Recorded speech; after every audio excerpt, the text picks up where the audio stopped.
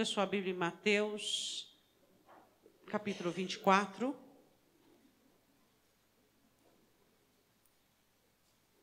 Deus é bom, Ele é misericordioso, amoroso para conosco. Mateus, capítulo 24, versículo de número 1. Amém? Somos crentes, existe em nós uma viva esperança sobre a volta do nosso Senhor e Salvador Jesus, e até lá temos um tempo, não sabemos o quanto, para percorrermos e precisamos ser aprovados. Mateus 24, versículo de número 1. Mateus 24, 1. E quando Jesus ia saindo do templo, aproximaram-se dele os seus discípulos para lhe mostrarem a estrutura do templo. Jesus, porém, lhes disse: não vedes tudo isto? Em verdade vos digo que não ficará aqui pedra sobre pedra que não seja derrubada. Estando assentado no Monte das Oliveiras, chegaram-se a ele os seus discípulos, em particular dizendo: dize-nos quando serão essas coisas e que sinal haverá da tua vinda e do fim do mundo? E Jesus respondendo disse-lhes: acautelai-vos que ninguém vos engane. Porque muitos virão em meu nome, dizendo eu sou o Cristo, enganarão a muitos. E ouvireis de guerras e de rumores de guerras. Olhai, não vos assusteis, porque é necessário, é mister que isto tudo aconteça, mas ainda não é o fim. Porquanto se levantará nação contra nação e reino contra reino, haverá fomes, pestes, terremotos em vários lugares, mas todas essas coisas são princípio de dores. Então vos hão de entregar para serdes atormentados, matar-vos-ão e sereis odiados de todas as nações por causa do meu nome. Nesse tempo, muitos serão escandalizados e trair-se-ão uns aos outros, e uns aos outros se odiarão. E surgirão muitos falsos profetas e enganarão a muitos. E por se multiplicar a iniquidade, o amor de muitos se esfriará. Mas aquele que perseverar até o fim, esse será salvo. Podemos assentar.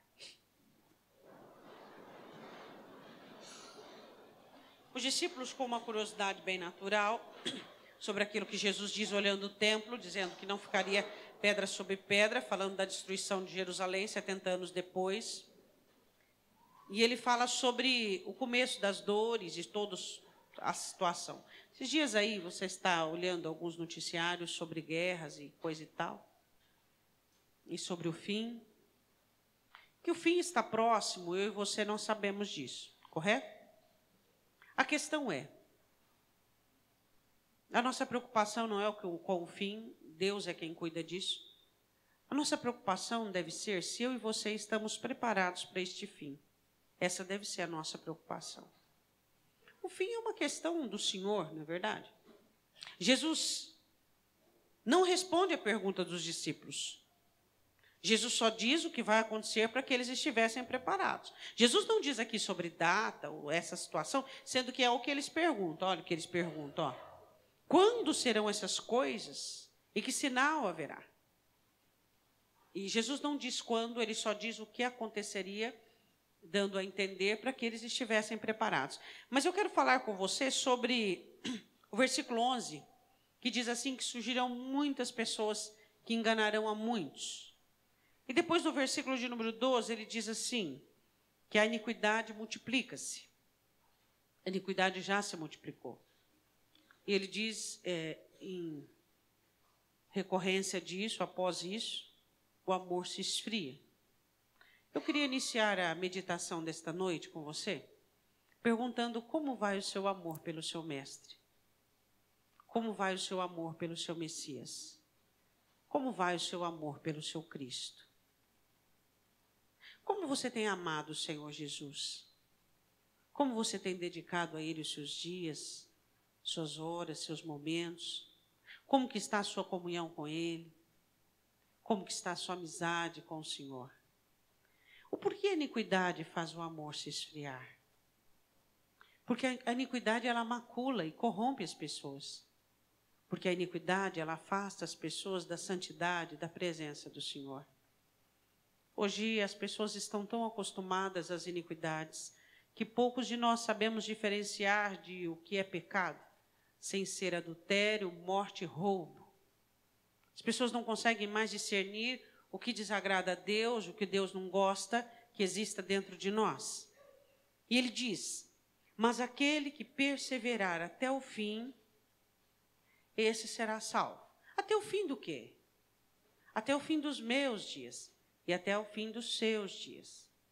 A questão é que o Senhor fala sobre perseverança, e quando se fala em perseverança, se fala em paciência.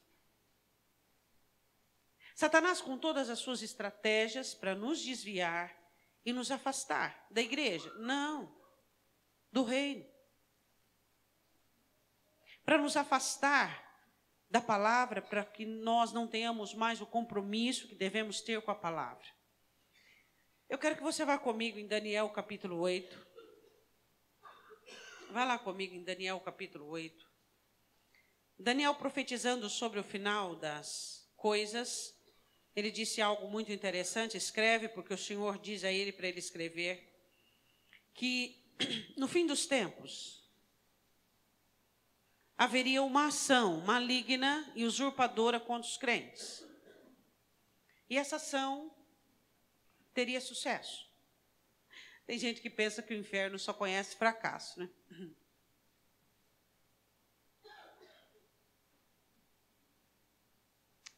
Vamos lá? Daniel.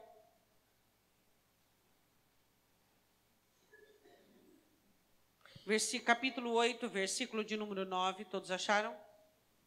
E de um deles saiu um chifre muito pequeno, o qual cresceu muito para o sul e para o oriente, e para a terra formosa, e se engrandeceu até contra o exército do céu. E alguns do exército e das estrelas lançou por terra e os pisou, e se engrandeceu até contra o príncipe do exército. E por ele foi tirado o sacrifício contínuo, e o lugar do santuário foi lançado por terra. Aqui está falando sobre um regente chamado Etíoco Epifânio, que consegue trazer muita imundícia em Jerusalém e no altar, e agora vamos trazê-lo para a nossa experiência e para a nossa vida. A palavra do Senhor disse que Satanás, vamos tipificar aqui, tiraria de nós o sacrifício contínuo. Eu quero falar um pouquinho sobre sacrifício contínuo. Quero falar sobre a necessidade que Paulo diz que todos os dias temos que morrer um pouco. Aí vem a grande pergunta: onde é que estão os crentes? Os crentes que aprendem a matar a carne, os crentes que aprendem a fazer o certo, os crentes que são capazes de consertar, os crentes que são capazes de perseverar, os crentes que são capazes de persistir, de insistir, de fazer com que as coisas deem certo. Quando você vê a vitória do inferno, você olha e diz: ali não teve um crente. Porque quando existe ali um crente, o inferno não ganha, não vence. Onde tem crente, o céu ganha.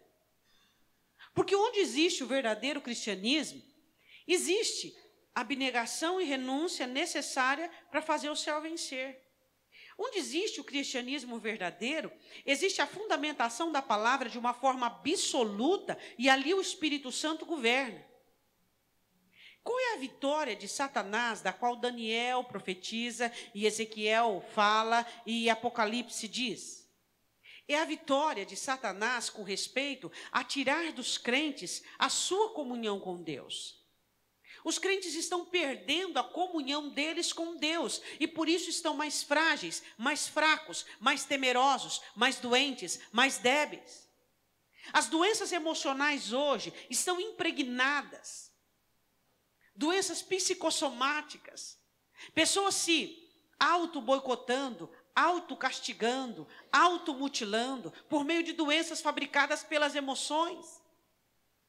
Cientistas declarando que a maioria das doenças autoimunes, que você não sabe de onde vem, são doenças declaradas da alma. E aí você olha para os crentes, ainda com medo depois de Jesus, ainda com dificuldades de se humilhar depois de Jesus, ainda com renúncias sobre a questão de não renunciar à carne, não renunciar ao mundo após Jesus. E aí você olha e você diz: mas espera aí um pouquinho. Quando é que você olha o amor se esfriando? Só o amor nos torna capazes de cumprir a palavra.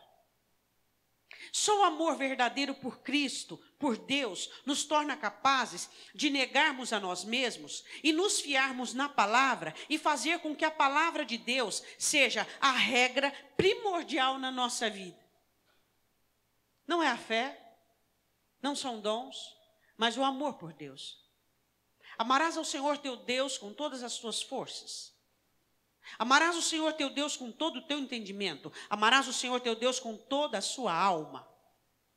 Amarás o Senhor teu Deus acima de todas as coisas. Quando o amor a Deus diminui, aumentam o medo, a timidez, as incertezas, as inseguranças. Aumentando essas questões emocionais, irão aumentar o pecado. Tudo é por causa do amor. O amor se esfriando, aumenta-se a comoção emocional. Aumentando-se as emoções, aumentando-se os sentimentos, vai proliferar os pecados. Os pecados aumentando, gera-se a morte.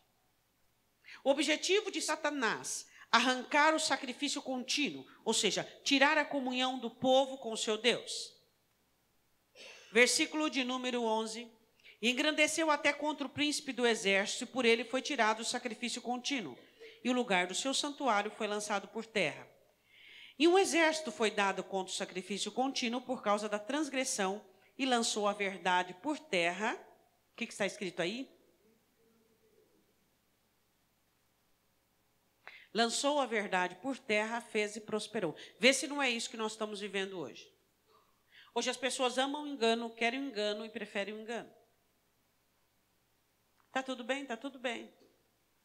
Como que está tudo bem?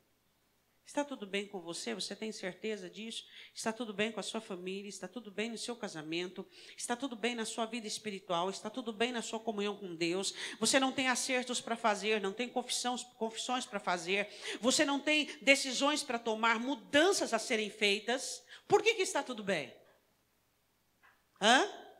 Por que os crentes preferem o engano ao invés da verdade? Satanás lançou a verdade por terra, fez e prosperou. Por que essa prosperidade? Porque você crente, nos negamos a assumir o evangelho verdadeiro, a palavra única, e preferimos o engano, e preferimos o faz de conta, e preferimos essa sensação de estarmos bem. Por que o inferno muitas vezes prospera e ele está prosperando? Por quê? Porque o amor tem se esfriado. Jesus profetizando em Mateus 24, ele diz: o amor se esfriará, mas tu não irás fazer nada com respeito a isso? Não. Por que, Senhor? Porque é uma escolha humana, é uma escolha dos crentes. Amar ou não amar, estar perto ou distante, me querer ou desejar outras coisas, é a escolha de cada um. E o que você tem escolhido? Para a sua vida espiritual? O que você tem escolhido para você? A iniquidade tem feito com que a igreja se preocupe com tantas coisas e menos com a comunhão. E a Bíblia diz assim, quero que você vá comigo no 12, Daniel capítulo 12. Vamos ver o 11 primeiro. Versículo 31, depois o 12. Daniel 11, 31. Ainda falando do progresso do inferno. E os braços serão colocados sobre ele, que profanarão o santuário e a fortaleza, e tirarão o sacrifício contínuo, estabelecendo a abominação desoladora. O Senhor Jesus fala sobre isso em Apocalipse e também em Mateus. E aos violadores da aliança, ele com lisonjas perverterá. Aos violadores da aliança, ele com elogios irá perverter o coração deles. Quem são os violadores da aliança? Aqueles que não é o certo nem o errado, é o mais ou menos. Eu não faço o errado, mas também não faço o certo. O que eu faço, mais ou menos. Eu também não faço, não adultero, mas eu também não deixo de cobiçar, eu só cobiço, mas eu mais ou menos. Entende? Quem são os violadores da aliança? São aqueles que começam com aquela situação de mais ou menos, de quase santo, e de não, ímpio não, mas quase santo. Então eles começam a transgredir pequenas regras, que para eles são pequenas. Por quê? Porque não existe amor. O que faz nós ficarmos acesos, ligados, com os olhos abertos, a analisar a nossa vida e a observar o que temos feito de errado, é o nosso amor por Deus. O nosso amor faz com que nós queiramos agradar a Deus, queremos entregar a Ele no altar dEle todos os dias aquilo que lhe agrada, aquilo que lhe é interessante. Mas quando o nosso amor se esfria, os nossos olhos são voltados para tudo, menos para Deus. Então nós ficamos à procura de não de agradarmos a Deus, mas sermos agradados. Procuramos não abnegarmos e renunciarmos, mas sempre somarmos e trazermos para nós. Quando falamos de renúncia, quando falamos de humildade, isso parece que entra em nós e dói a nossa alma, porque nós queremos a arrogância, queremos a soberba, queremos a prepotência. As pessoas que gostam, que são ensimesmadas, que gostam do eu, Satanás perverterá com elogios. Como você é bom. Como você faz bem? Que crente que você é? E os violadores da aliança com lisonjas perverterá, mas o povo o quê? O povo que tem dons, o povo frequenta a igreja, o povo que conhece ao seu Deus, se tornará mais forte e fará proezas. Conhecer Deus. Conhecer o Deus que julga. Conhecer o Deus que faz juízo. Conhecer o Deus que é santo. Conhecer o Deus que quer que sejamos santos. O que você conhece de Deus? O que você tem vivido sobre o conhecimento que você tem de Deus? Deus ama você e quer te livrar do pecado, do inferno e do mal. Deus ama você e quer que você morra cada dia para si, para que você tenha a experiência de viver para Ele. Só o povo que conhece Deus vai perseverar. Boa vontade, intuito, querer, nada disso funciona. Por quê? Porque Satanás conseguiu, com seus golpes, esfriar o amor dos crentes. E hoje os crentes preferem a própria vontade, optam por não sofrer mais, optam por não padecer. Mas e Deus? E o que Ele vê disso? E o que Ele diz sobre isso? O que Deus diz e o que Ele vê fica em segundo plano, mas o que fica em primeiro plano é aquilo que eu preciso nesse momento. É o que eu preciso agora é que comanda. É o que eu quero neste momento é que vigora. Mas o que Deus quer fica em segundo plano. Se der, eu faço. Se não der, fazer o quê? Eu sou humano. Versículo 33. E os entendidos entre o povo ensinarão a muitos. Ou seja, aqueles que conhecem a Deus terão condições de ensinar aos outros. Porque será um período de ignorância espiritual. É o tempo que nós estamos vivendo. Hoje os crentes são ignorantes espirituais. Por quê? Porque não leem a Bíblia. Porque não falam com Deus. Porque não oram. Vive numa ignorância tremenda. Não conhece o Deus do altar. Só conhece a Deus dos feitos. O Deus que prospera, o Deus que abençoa, o Deus que cura, o Deus que livra. Mas haverão, diz a Escritura, alguns entendidos que ensinarão a muitos. Todavia cairão pela espada, pelo fogo, pelo cativeiro, pelo roubo e por muitos dias. Satanás atacarão a estes que ensinam, estes que querem a verdade, e eles sofrerão muito. Pastora, eu quero a verdade, mas não estou sofrendo ainda. Calma, está com pressa por quê? Onde eu quero chegar? Onde a Escritura chega. Se você não tem paciência agora, e nem amor por Deus, a ponto de não te afastar da cobiça, de não te afastar de uma vida frívola, de não te afastar, de não impedir, de não fazer com que você escolha, como é que você vai lidar com essa situação final aqui? Eu quero te fazer uma pergunta. Se hoje uma crise te desparafusa? Se hoje uma enfermidade tira a sua fé, uma má notícia te deixa em pane? Se hoje um desacordo conjugal, um desacordo com o seu irmão te faz virar descrente, e aí? Você só está lidando com seres humanos. A hora que você verdadeiramente começar a lidar com os demônios, o que vai ser de nós? O Senhor diz assim, uma coisa muito interessante em Jeremias. Eu vou ler para você, você pode ficar aí, mas eu vou ler. Eu gosto muito desse versículo, Jeremias capítulo 12. O Senhor fala sobre o cansaço e sobre a fatiga. Ele diz uma coisa muito interessante.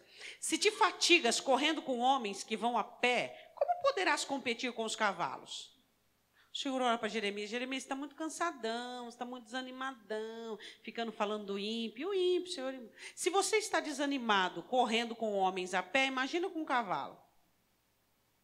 Eu pergunto para você, se você está cansado, prostrado, desanimado, apático, sem fé, ai, não sei, eu sinto um desânimo, se eu não tenho vontade de ir à igreja, não tenho vontade de orar, você só está competindo com seres humanos, com coisas triviais, comuns, beabá do evangelho. Imagina quando a sua luta for contra anticristos, principados, potestades, para valer. O que vai ser de nós? Aí o Senhor diz assim, se tão somente numa terra de paz estás confiado, como farás na enchente do Jordão? Jeremias 12, versículo 5. Se quando você fica tão cansado, né? Porque você está passando situações, porque você não aguenta mais, porque a sua rotina, porque o seu casamento, porque seus filhos, por quê? E a iniquidade se multiplicando, e quanto mais você sofre, menos você quer consagrar-se, menos você quer orar, menos você quer buscar a Deus. E como é que essa igreja deste século está preparada para o final? Se essa igreja não aguenta, nem mesmo a preparação para o fim. Um fica magoado, o outro fica triste, o outro fica cansado, o outro fica desanimado, o outro não aguenta mais porque ele luta sozinho. Está com problema de lutar sozinho? Pede para Deus, fala, Senhor, me dá um demônio mesmo dos bons para lutar contra mim, porque está muito chato lutar sozinho. Sou eu que luto, sou eu que batalho, sou eu que abnego, sou eu que carrego, sou eu que oro, sou eu que clamo. Isso aí não é problema. Ora a Deus, fala, Senhor, estou lutando sozinho. Dá um demônio aí dos bons para lutar comigo, pelo menos. Não, pastora, não é esse o caso. Então qual é o caso? Qual é o caso? Se Deus te coloca como coluna para que você seja uma bênção na sua casa e onde quer que você for, onde quer que você estiver, você não consegue lidar com relacionamentos, você vai lidar com demônios? Você não consegue lidar com os farelos da situação, como é que você vai lidar com a situação no potencial dela? Olha para você, olhemos para nós. Cansados, sobrecarregados, esgotados, animados. Por que animados? Porque um feito, porque algo de bom aconteceu. Olha a mediocridade da qual nós vivemos, sendo que a palavra do Senhor diz que nós estamos num tempo intermediário profético, onde vamos enfrentar os últimos dias, onde vamos enfrentar o ódio, onde vamos enfrentar situações difíceis e calamitosas contra nós. Se coisinhas pequenas já te desbaratam, analise a sua fé, analise a sua estrutura. Quando você olha, se numa terra seca você está morrendo afogado, que dirá na enchente do Jordão? Se você está com a sua língua para fora, correndo e debatendo com seres humanos que são iguais a você, que dirá quando você tiver uma luta realmente contra principados, contra legiões? Hein? E aí? Daniel capítulo 11, versículo de número 34. E caindo eles, serão ajudados com pequeno socorro, mas muitos se ajuntarão a eles com lisonjas, e alguns dos entendidos cairão para serem provados, purificados, embranquecidos, até o fim do tempo, porque será ainda para o tempo determinado. Olha aqui que a palavra do Senhor tem para você. Você que conhece a Deus, você que tem temor, você que tem fé. Provação. Tiago diz que a prova da vossa fé opera a paciência. Muitos serão provados, purificados, embranquecidos, até o fim do tempo, porque será ainda para tempo determinado. Quero que você vá comigo em Tiago, capítulo 5. Eu quero falar de uma situação que exige paciência. Tiago, capítulo 5, onde os crentes estão se perdendo.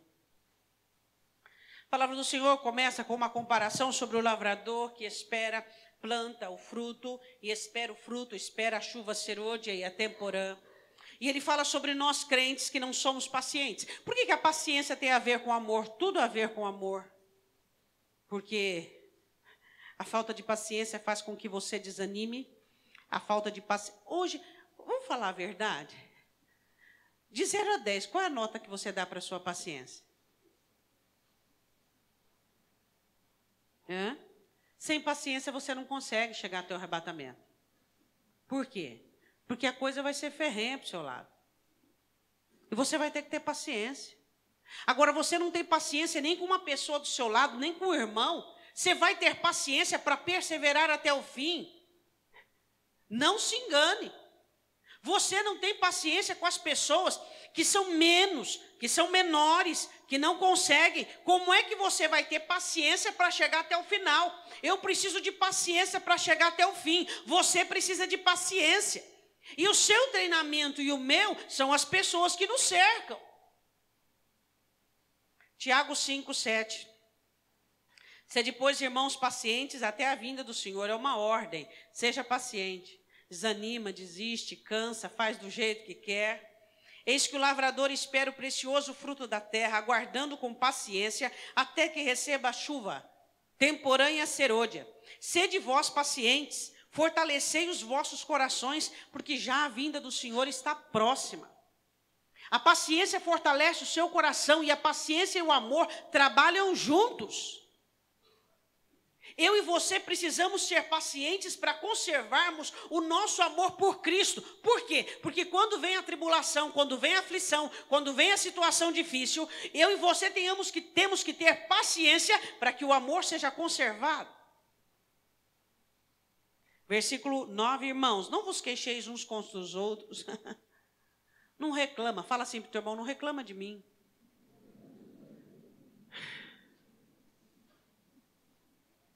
Não vos queixeis uns contra os outros. Você viu fulano? Olha, eu não aguento fulano, não aguento Beltrano.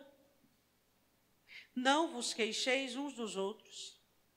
Se você não suporta, se você não dá conta de atritos entre seu irmão, como é que você vai chegar até o final? Anticristo, besta, demônios, como que você vai conseguir? Para de queixar-se das pessoas que te rodeiam. Aceite as pessoas como elas são. Se você queixa, porque você não tem o que oferecer. Aceite as pessoas como elas são. Não vos queixeis. Aí ele ainda salienta dizendo, para que vocês não sejam condenados. Quando você é um resmungador, um murmurador dos outros, você cai em condenação. Reclamar de alguém muda alguém? Não. Para que não sejais condenados, eis que o juiz está à porta. 10. Meus irmãos, tomai por exemplo de aflição a paciência dos profetas, que falaram em nome do Senhor. Eis que temos por bem-aventurados os que sofreram. Ouviste qual a paciência de Jó? Perder tudo, doença, problemas familiares? Então, imitai a paciência de Jó. Paciência no dia a dia, paciência na aflição. Tudo parece o fim do mundo, tudo parece o caos. Acontece uma coisa, já vem o desespero, já vem a loucura, já vem a insanidade. Acho que nem com uma lupa você consegue enxergar a sua fé. Tão pequena que ela é. Agora, eu preciso de fé para o fim, eu preciso de paciência, eu preciso de amor, eu preciso de recursos para o final. Se você não consegue lidar com o ser humano, como é que você vai lidar com as miríades que irão vir no final? Falsos profetas, besta, anticristo. Olha o nosso despreparo. Estamos brincando de casinha. Estamos brincando de construir uma vida. Só que a coisa vai ficar feia. Vai ficar ferrenho para mim e para você. Mas e aí? E aí? O que nós vamos fazer diante da situação que vai ficar difícil para mim e para você? Os crentes ficam assustados. Ai, será que vai vir a terceira guerra mundial? Ai, será? Você não tem que se preocupar com isso. Por quê? Porque se você se preocupar e tiver que acontecer, vai acontecer. Se você não se preocupar e tiver que acontecer, vai acontecer do mesmo jeito. Então, qual é a sua preocupação? Sua preocupação é com a sua vida. Você precisa sair dessa meninice e parar de ficar guerreando brincando de casinha, brincando de ser crente. Discute com um, discute com o outro. Ai, porque eu não estou bem hoje. Estou sentindo uma coisa, estou meio assim com depressão. Você ainda não venceu as suas emoções? Coloca sebo nas canelas, porque se você comparar a sua depressão, seus sentimentos com os demônios que vão vir, como é que vai fazer, hein?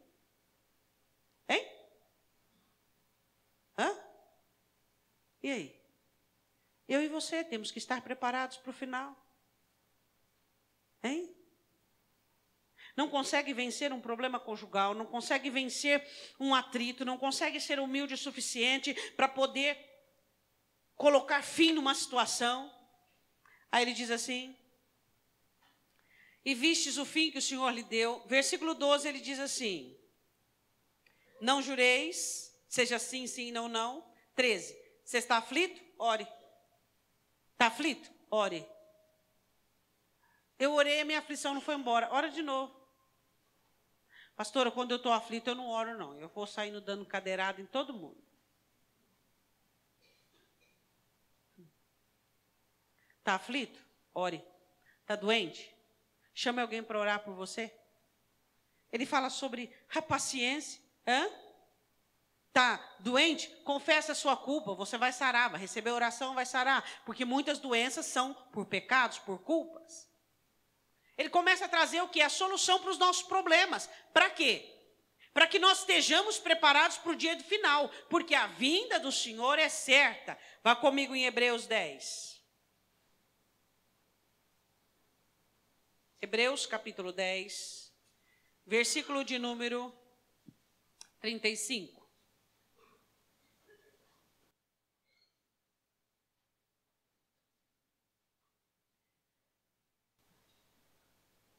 Esse texto nós o tomamos muitas vezes falando de promessas humanas, mas esse texto não tem a ver, em primeiro lugar, com promessas humanas, mas com o céu. Depois de fazermos a vontade de Deus, vamos alcançar a promessa, ou seja, o céu. Ele diz assim: não rejeiteis, versículo 35, pois a vossa confiança que tem grande e avultado galardão. Porque necessitais de paciência, para que depois de haverdes feito a vontade de Deus, possais alcançar a promessa. Qual é a vontade de Deus para a sua vida? Quietude, simplicidade, fé, graça, perdão, humildade, amor, santidade. Quem de nós não sabemos qual é a vontade de Deus para a nossa vida? Mas a questão é que ignoramos a vontade de Deus e levantamos a preeminência da nossa vontade. E é por isso que nós sofremos.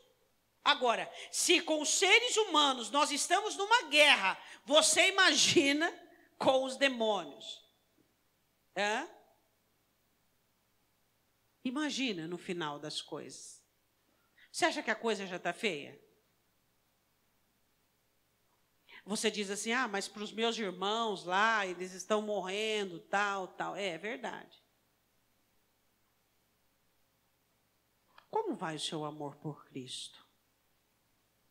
Como vai a sua paciência em continuar crendo e continuar confiando, mesmo se você não está vendo nada de mudança? Qual é a sua paciência em continuar depositando, investindo em uma pessoa, mesmo você não vendo o resultado, mas você investe com paciência porque é a ordem que Deus te mandou, te deu. Então você faz porque você obedece. Qual é a sua paciência para continuar esperando e confiando e acreditar que Deus está acima de todas as coisas? O porquê o desespero? Pela falta de amor, e o amor leva à falta de paciência, e vice-versa. Ele diz assim, porque ainda um pouquinho de tempo, e o que há de vir virá, e não tardará. Pouquinho de tempo só falta para eu e para você, para nós partirmos daqui. Diga amém. Amém. Isso não tem nada a ver com idade, com velhice. A Bíblia diz que nós temos tempos determinados nesta terra, e Deus nos leva a hora que Ele quer. Um pouquinho de tempo, o que há de vir virá e não tardará.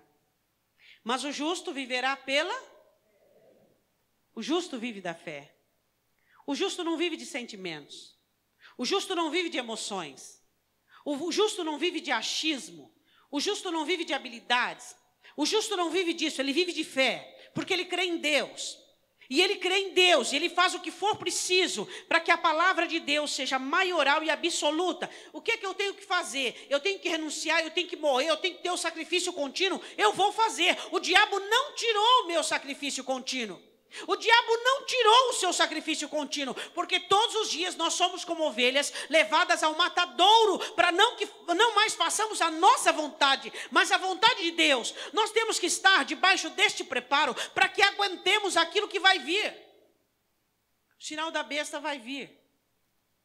E será uma modernidade tão maravilhosa e tão boa e tão prática, que os crentes modernos irão aderir em cheio. E qual o problema disso? Nenhum.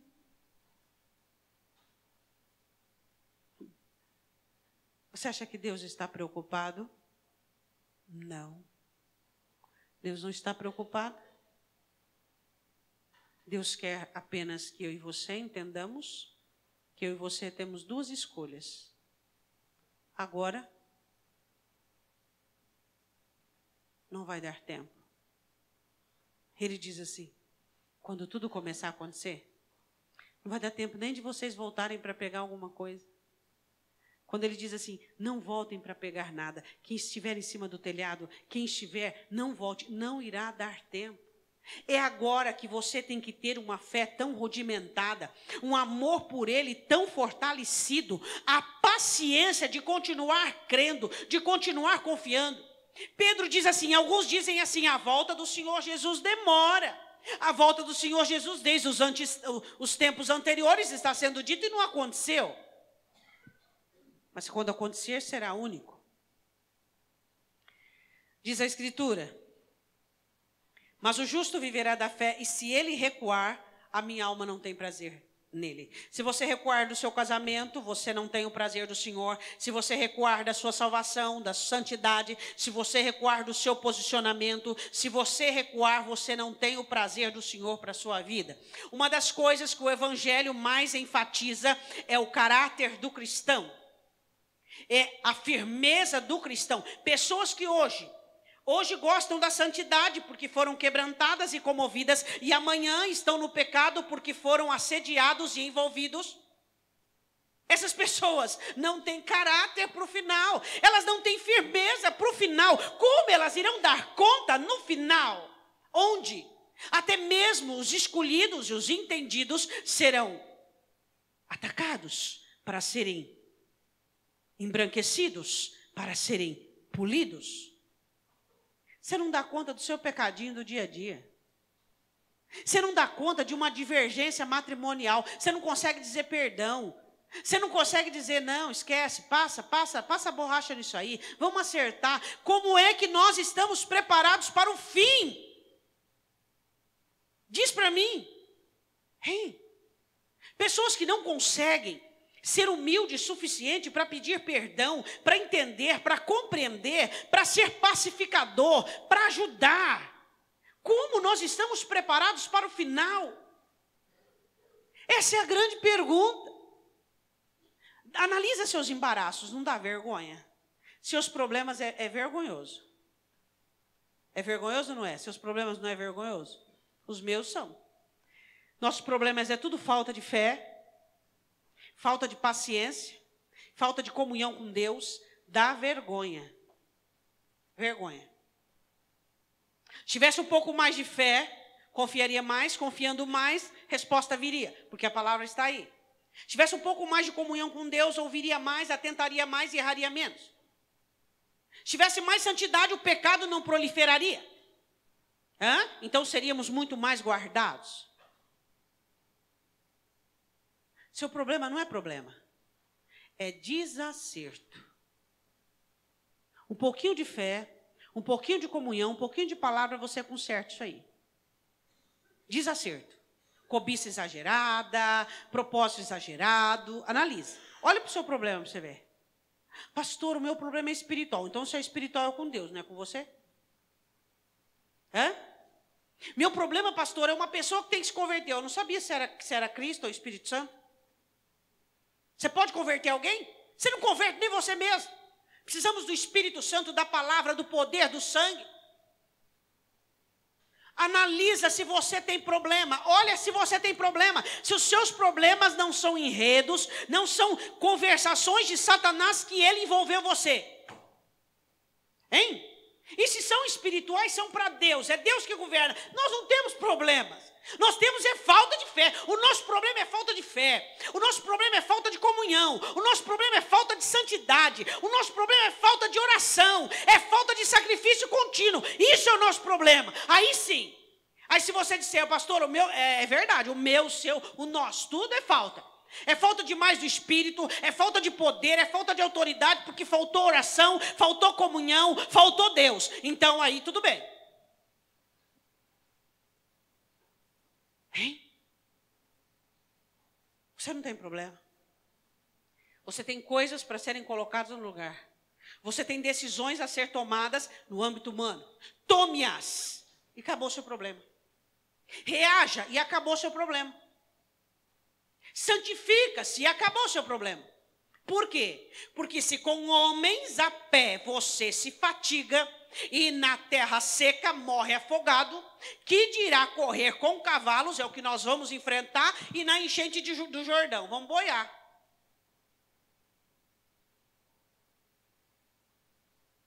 Ele nunca te faltou.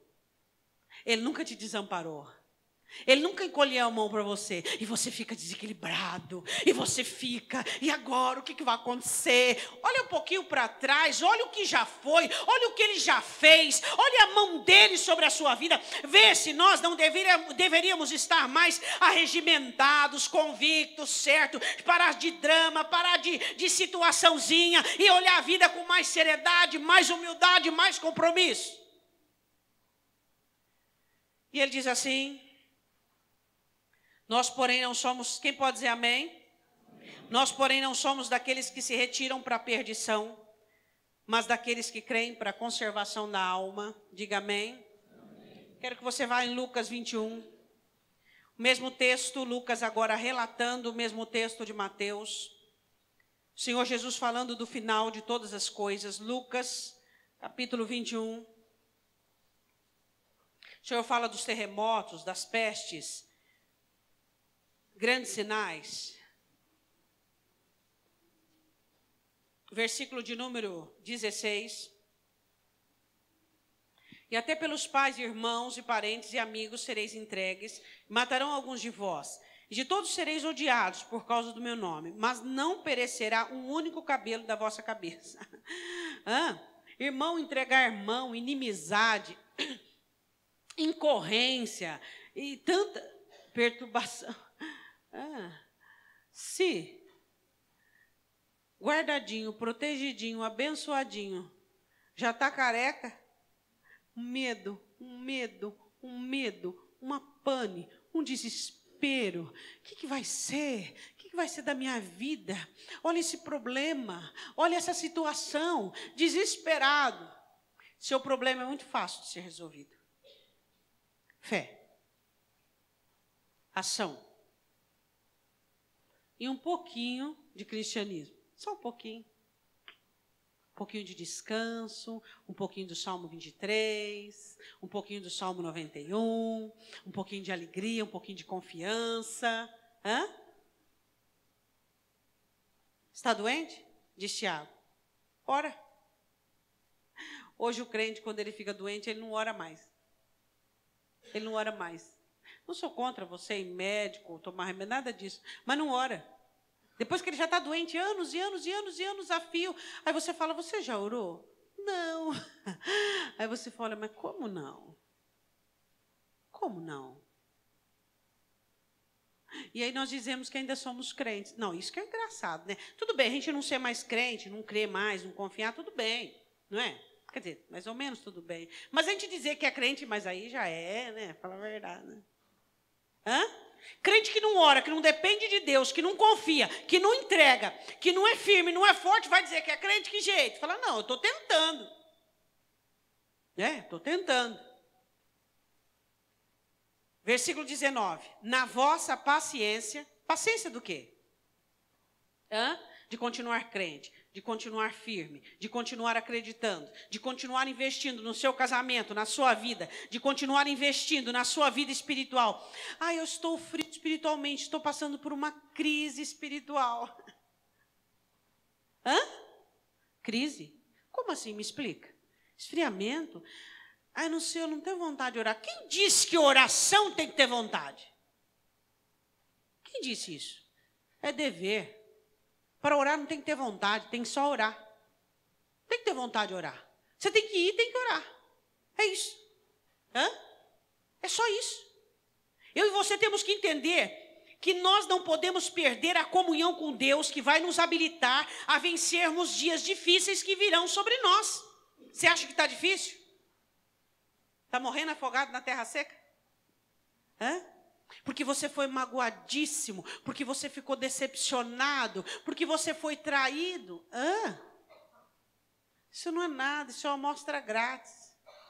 E como é que você está reagindo? Bem? Que bom. Que bom. Você está sendo treinado para aquilo que vai vir. Verdadeiros desafios. Verdadeiros desafios, onde eu e você iremos ter o privilégio, a oportunidade de dizermos, eu sou crente, eu sou filho de Deus, e na nossa paciência vamos assegurar as nossas almas firmes em Deus, e não a vamos abrir mão para nada que este mundo quer inserir na nossa vida. Na vossa paciência, possuí as vossas almas. Diga glória a Deus. Eu quero que você vá comigo agora em Apocalipse, capítulo 2. Apocalipse, capítulo 2. Deus é maravilhoso e Ele promete para mim e para você o céu. O Senhor olha para a igreja de Éfeso e diz assim, que era uma igreja que tinha paciência, mas que não tinha amor. Como é isso? Apocalipse capítulo 2, 3. E sofrestes e tem paciência, e trabalhastes pelo meu nome e não te cansastes. Tenho, porém, contra ti que deixastes o teu primeiro amor. Uma igreja que fazia as coisas certas, que tinha a habilidade de perseverar e de continuar a atribuição da paciência, mas tinha abandonado o primeiro amor. As duas coisas têm que andar juntas, paciência e amor. Eu quero que você analise a sua paciência agora. Na crise, analise a sua paciência na crise. O que vai te dar paciência na crise? O amor seu por Deus. Aquela pessoa dificinha que você convive com ela, mas é difícil, hein? Só a graça. Você tem paciência? Se eu fosse perguntar para Deus, Deus, eu sou fácil ou difícil? Você ia falar, mas você é dificinho, dificinho, dificinho. Você acha que só os outros são difíceis? Hein? A grande paciência que Deus tem com você. Não largue, não abandone, persevere, persista, porque essa é uma característica. Não sofra desnecessariamente. Não ache que seus problemas é o fim do mundo. Você não viu o fim do mundo ainda. Que dirá quando chegar o fim do mundo? O que você vai falar que é? Para nós terminarmos e orarmos um pouco, eu queria dizer uma coisa para você. Por que você acha que os seus problemas são grandes? Por que Satanás quer dizer para você que os seus problemas são insolúveis, que são enormes, que são grandes? Por que será? Por que você se sente diminuto e pequeno diante daquele universo de complexidade? Se não, porque falta em você fé. De poder enxergar que a vida tem dificuldades, que a vida tem coisas desconfortáveis, mas não há de se comparar com aquilo que eu e você vamos enfrentar.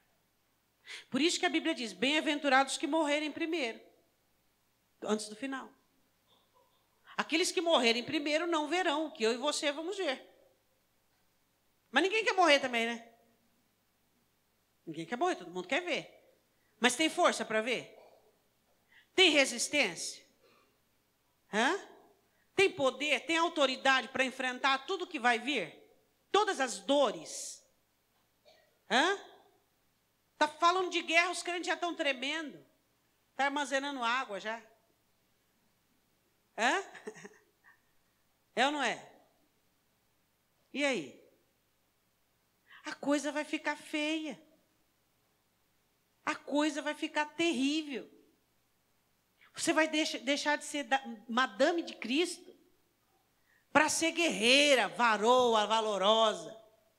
Você vai deixar de ser o irmão preocupado, ansioso, para ser o guerreiro, para salvar a própria vida. As coisas ficarão difíceis para mim e para você. E só existe uma chance de nós garantirmos que vamos conseguir. É agora. Parar de mimo, parar de frescura, parar de infantilismo, parar de carnalidade e assumirmos esse compromisso com o final. É disso que o Evangelho fala. O amor de muitos se esfriando, mas aquele que perseverar até o fim será salvo. Para que você persevere, você tem que ser forte. E para você ser forte, você tem que ter amor absoluto por Deus. Você tem que ter uma vida de paciência. Qualquer coisa te irrita, qualquer coisa te deixa nervoso, qualquer coisa tira o seu tino. Criança não vai para a guerra, irmãos. Criança não vai para a guerra. Eu quero que você vá comigo em mesmo livro de Apocalipse, capítulo 14. Para nós encerrarmos.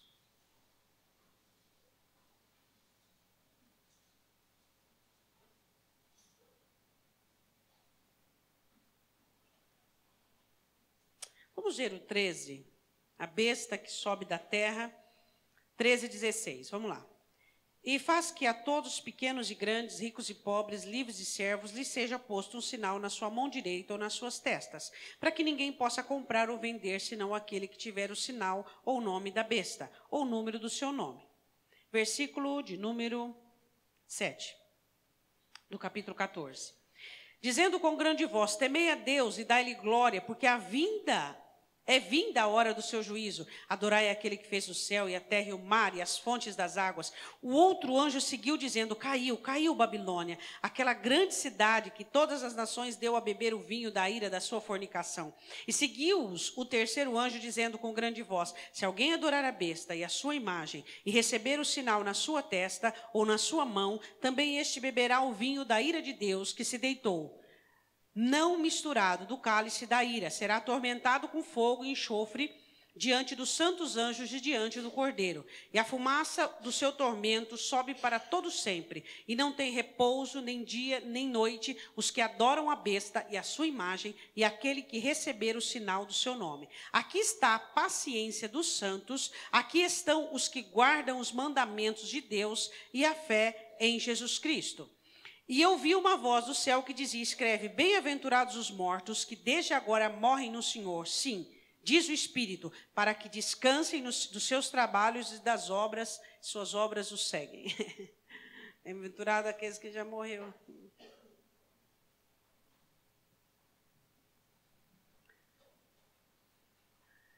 Analisando a sua vida cristã, você tem condições de não aceitar a besta? O número da besta? Hã? Olhe para você como crente, só dá uma analisada. Qualquer coisa já quer esmorecer, qualquer coisa fica insurgido, qualquer coisa fica abatido, qualquer coisa. Hã? E aí? Fé, fortaleza, força. Corre com os homens, chega na frente. Na enchente do Jordão, aprenda a nadar. Corre com cavalos, seja mais velozes que eles. Os dias ficarão difíceis. Mais difíceis ainda, pastora. Por quê? Você está achando os seus dias difíceis? Por quê? Porque eu brigo com o marido, porque meu filho não me obedece. Por quê? Por quê? Porque eu e meu cônjuge, nós nos damos muito bem. Porque lá no meu trabalho... Está cansado de correr com gente? Queria que você fechasse os seus olhos. Queria que você fizesse uma oração da vergonha. Vamos chamar essa oração, oração da vergonha. Deus, eu me envergonho da minha fraqueza. Deus, eu me envergonho da minha inconstância. Deus, eu me envergonho da minha pequena fé. Deus, eu me envergonho. Deus, eu me envergonho. Oração da vergonha.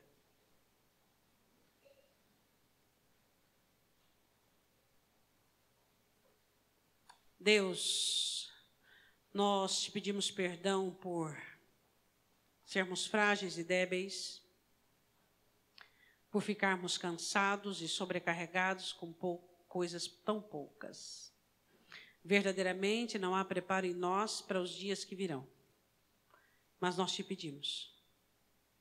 O Senhor Jesus disse que haverá o anticristo, que haverá a besta, que haverá falsos profetas. Já temos visto coisas semelhantes em nosso meio. Mas o que nos preocupa é o que Satanás consegue, a vitória de Satanás. Satanás tem tirado os crentes da oração. Os crentes não oram mais. Os crentes não conseguem mais orar 3 vezes ao dia, não conseguem orar mais que 5 minutos, as palavras acabam. Deus, eu te peço para fortalecer esse aprisco. Dias difíceis virão. Dias em que nós iremos batalhar espiritualmente, lutarmos espiritualmente. Já estamos perdendo, Senhor. Reconhecemos que estamos perdendo para heresias, estamos perdendo para o diabo que tem tirado de nós, mas nós queremos nos arrepender. Queremos de verdade nos tornarmos crentes. Onde já se viu, Deus, nós falarmos que precisamos de vontade para orarmos. Me perdoa, nos perdoa, perdoa essa igreja, Pai, perdoa o teu aprisco. Pai, em nome do Senhor Jesus. Onde está o quebrantamento, onde está a humildade, onde está o poder da tua palavra. No lugar disso tudo está a soberba, a arrogância, o orgulho, a prepotência. Deus, ensina o seu povo a livrar-se desses problemas que os cercam e que os rodeiam, por meio da fé e do posicionamento.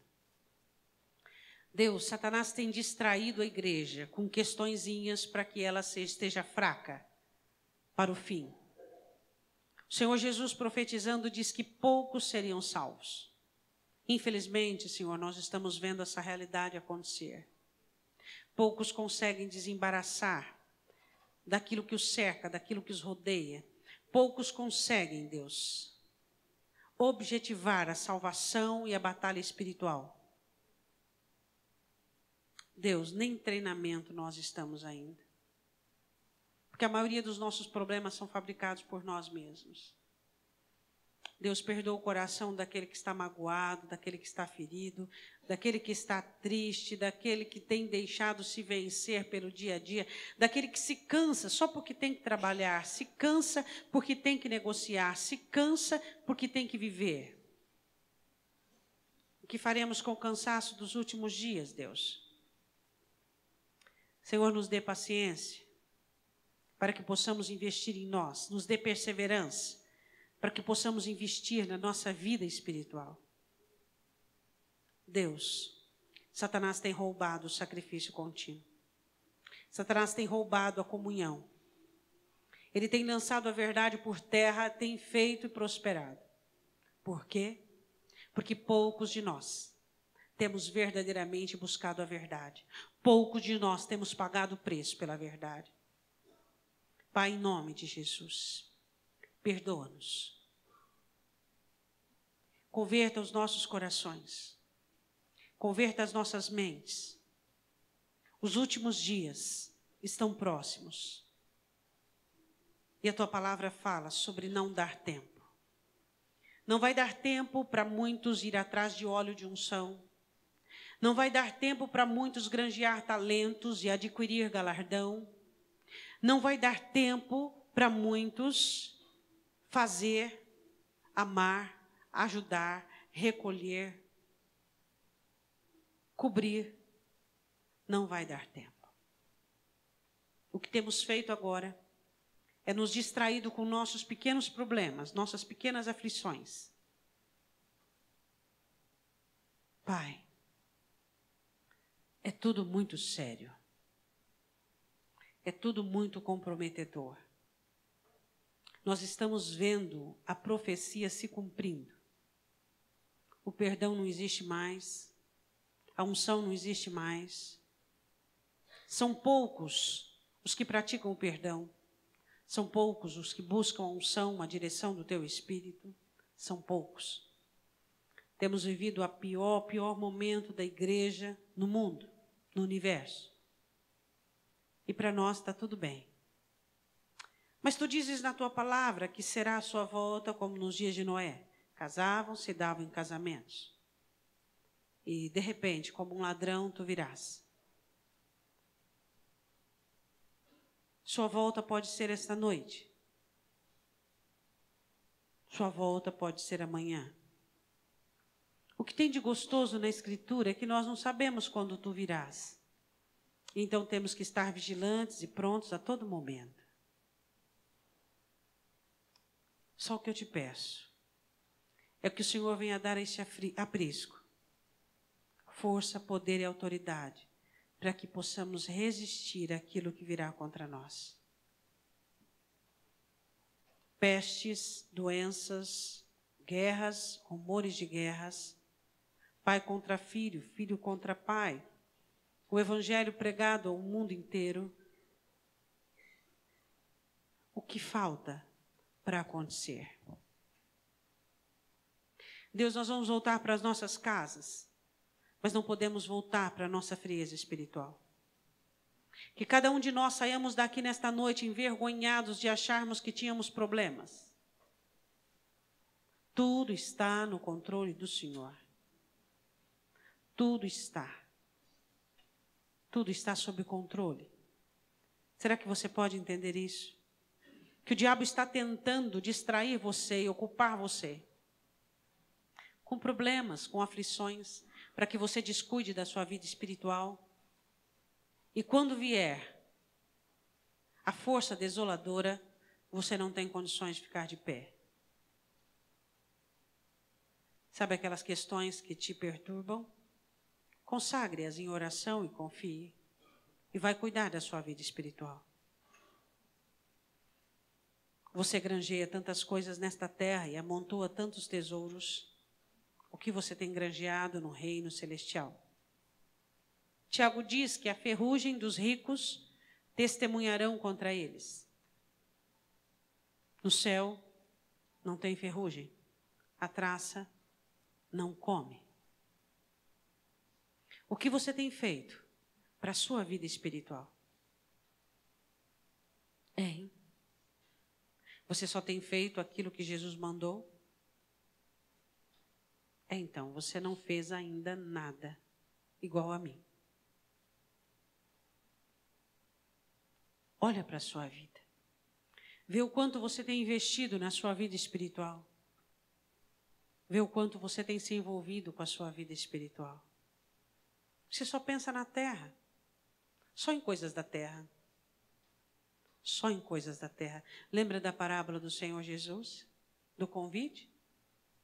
Alguns disseram, eu comprei umas juntas de boi e não posso ir.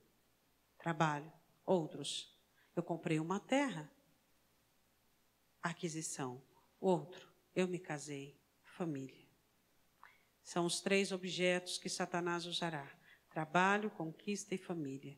Para que o povo de Deus perca o arrebatamento. Não se envolva com essas questões. Apenas viva e faça. Como um ser humano comum, faça. Mas o seu maior compromisso é com Deus, com a sua palavra e com o seu Espírito Santo.